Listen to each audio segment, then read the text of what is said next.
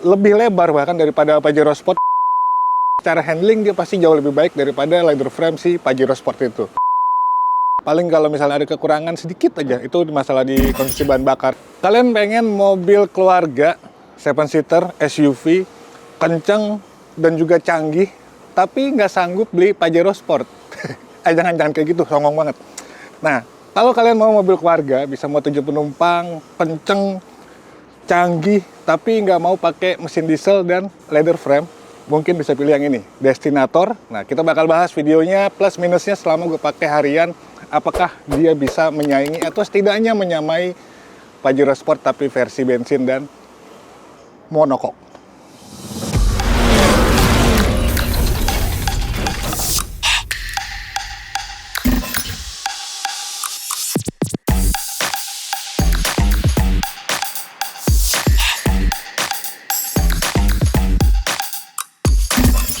Nah, jadi Destinator ini punya rentang harga yang pastinya di bawah Pajero Sport, tapi dia juga punya dimensi yang mirip. Kalau misalnya kita bandingin, dia lebih lebar bahkan daripada Pajero Sport, walaupun memang panjangnya lebih panjang Pajero dan tingginya juga tinggi Pajero. Tapi dia juga punya keunggulan di bagian ground clearance yang jauh lebih tinggi daripada Pajero. Kalau Pajero itu sekitar 231 ya, atau 221 gue lupa. Nah, ini tuh bisa 244, yang artinya dia secara ground clearance lebih tinggi dan bakal lebih fleksibel untuk dibawa ke berbagai medan ya. Udah gitu dengan sasis monokoknya itu yang bikin secara handling dia pasti jauh lebih baik daripada leather frame si Pajero Sport itu. Kalau kita bicara soal tampilan, memang banyak yang bilang ini mirip sama X-Force, tapi memang ini gaya bahasa desainnya Mitsubishi yang baru, dia tetap dynamic sails. Jadi ada aksen-aksen X-Force misalnya di bagian lampu, walaupun secara detail ini pasti beda. Di bagian grillnya juga dia dibikin jauh lebih mewah dan futuristis. Dan gue suka di bagian bawahnya tuh bener-bener nunjukin ototnya banget. Nah, bagian samping sebenarnya seperti video gue yang sebelumnya udah gue jelasin, dia memang penuh lekuk dan otot, jadi memang kelihatan jadi lebih gahar. Tapi ada juga nggak cuma sekedar tampilan, dia punya approaching angle di bagian depan dan belakang yang jauh lebih tinggi. Jadi kalau misalnya dibawa ke jalan-jalan yang agak sedikit ekstrim pun ini masih sanggup. Dia pakai pelek 18 inci dual tone. Terus ada roof rail sama bagian padding bawahnya juga ini dibikin lebih gemuk ya. Nah, ini bagian belakangnya dia juga serba berotot, dibikin lebih gembung. Tapi gue suka karena ada nuansa-nuansa gagahnya. Paling kalau misalnya ada yang nggak enak untuk lihat, menurut gue ini ya, tulisan emblem Destinatornya yang terlalu besar, harusnya lebih simpel aja. Jadi soalnya Mitsubishi masih mau pamer mobil barunya ini. Cuman untuk bukaan bagasinya dia udah pakai power back door, jadi lebih praktis dan juga canggih. Yoi. Nah, jadi meskipun dia pakai konfigurasi 7 penumpang atau 3 baris kursi, dia tetap nyediain bagasi yang menurut gue cukup lumayan. Untuk koper, 2 koper kecil sih, koper cabin ini masih masuk. Di bagian bawahnya juga ini ada tempat penyimpanan juga. Jadi sebenarnya lebih multifungsi untuk bagian akomodasi di bagasinya. Sekarang kita coba masuk ke bagian kabinnya. Nggak berasa tinggi kayak Pajero, jadi masuk juga gampang dan nggak perlu ada tatakan kaki di bawah. Nah, untuk bagian layout dashboardnya sebenarnya udah kita bahas juga gitu ya. Tapi memang lebih ke posisi duduk sama utilitas selama gue gunain di harian. Kayak setirnya dia udah tilt dan teleskopik, ini juga memanjakan, jadi kita gampang untuk nyari posisi berkendara yang ideal. Nah, paling untuk bagian layarnya, ini kalau sebenarnya dua-duanya dibikin terintegrasi, ini bakal cakep banget kayak mobil-mobil kekinian gitu ya. Temen sayangnya ini cuma bagian sini doang yang layarnya atau monitornya dibikin terintegrasi sama covernya. Sementara untuk MID dia masih celong ke bagian dalam, entah kenapa, padahal kalau dimajuin dan diratain tuh mungkin jadi lebih cakep dan kelihatan lebih keren dan futuristis lah ya. Panel-panelnya masih sama, tuas transmisinya juga ini masih mirip-mirip sama X-Force. Di sini ada buat wireless chargingnya juga, selain ada slot USB. Terus ada drive mode-nya, rem parkir sama auto hold lengkap. Ada 2 cup holder dan ini tempat penyimpanan juga cukup lumayan, dan sandaran tangannya juga ini empuk dan juga gede, jadi lebih enak lah ya. Sisanya ini material-materialnya memang sama sekali nggak kelihatan murahan, menurut gue ini cukup oke. Terus nuansanya juga serba hitam dan abu gitu ya, jadi nggak terlalu mencolok dan nggak terlalu tabrakan banget untuk dari sisi nuansa kabin. Posisi duduknya juga ini menurut gue enak, nyaman, khas banget dari mobil Mitsubishi. Bahkan untuk yang Expander Cross aja tuh menurut gue udah berkelas, udah nyaman. Ini lebih nyaman lagi. Pengaturannya juga udah elektrik, jadi lebih enak. Terus udah gitu dia di atas ada panoramik karena ini tipe yang tertinggi. Jadi ada gimmick yang bikin nuansa saat kita lagi adventure atau lagi jalan tuh makin lebih dramatis. Oh iya, terus spionnya juga dia udah auto dimming dan di sini ada indikator buat seat belt. Nah, kita cobain duduk di belakang.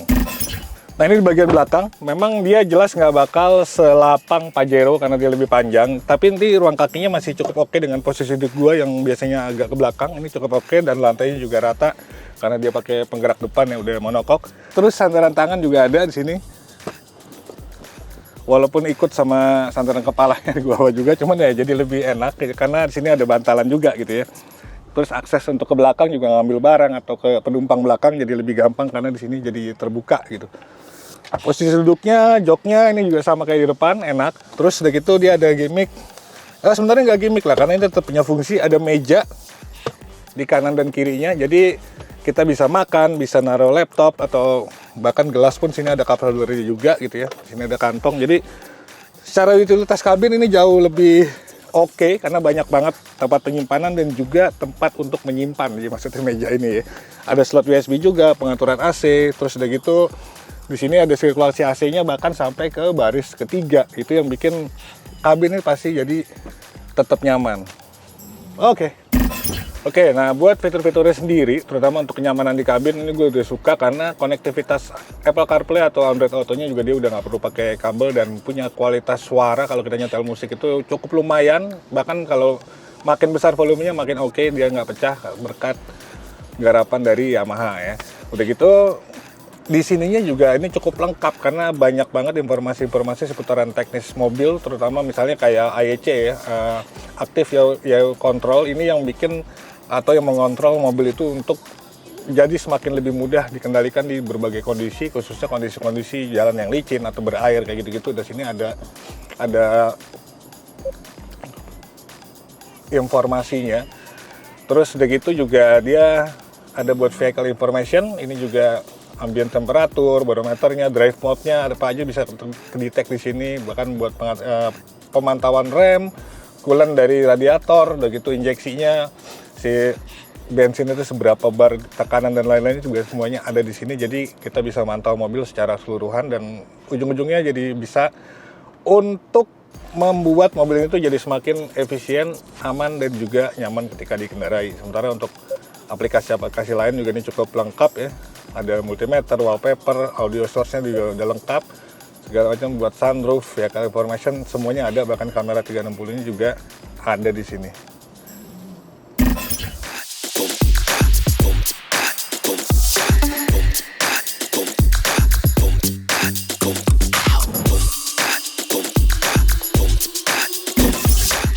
Oke, bicara impresi berkendaranya, ini pastinya sih menurut gue secara overall mobil ini cukup enak ya. Kenapa? Karena Mitsubishi tuh gue rasa banyak belajar, terutama dari X-Force yang tenaganya dianggap biasa aja, walaupun memang untuk di kelasnya sebenarnya itu cukup. Nah, yang versi ini walaupun pakai kapasitas mesin yang sama 1500 cc MIVEC, tapi dia udah dipakai turbo.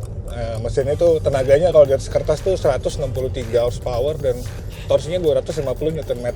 Secara power memang dia di atas rata-rata mobil 1500 cc turbo ya, makanya memang enak banget gitu. Padahal untuk transmisinya itu masih CVT, tapi karakter agresifnya itu masih tetap berasa gitu. Ini yang menurut gua cukup lumayan enak. Jadi ada kompromi antara kenyamanan karena kita bawa keluarga, makanya pakai CVT, tapi juga tenaga itu nyentak-nyentaknya juga dapat. Apalagi pilihan mode berkendaranya banyak, jadi kita bisa nyesuaiin sama kebutuhan lah.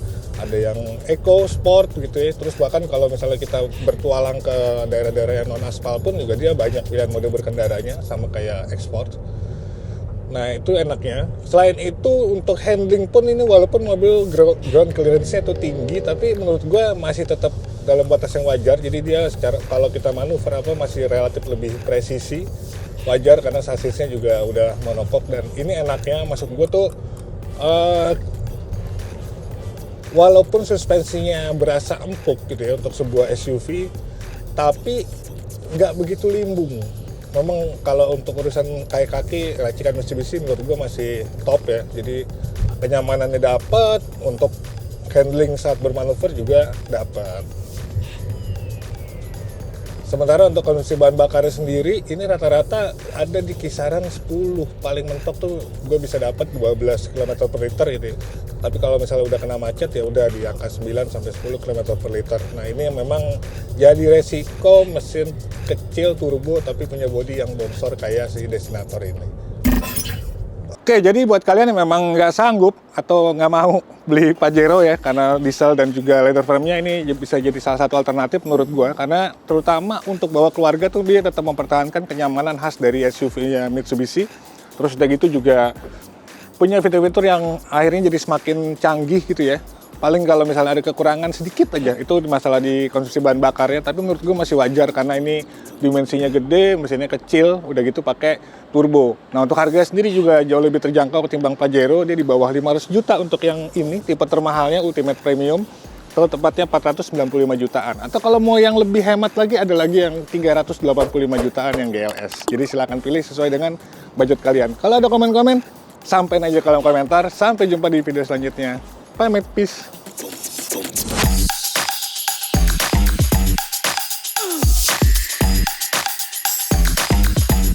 Come on.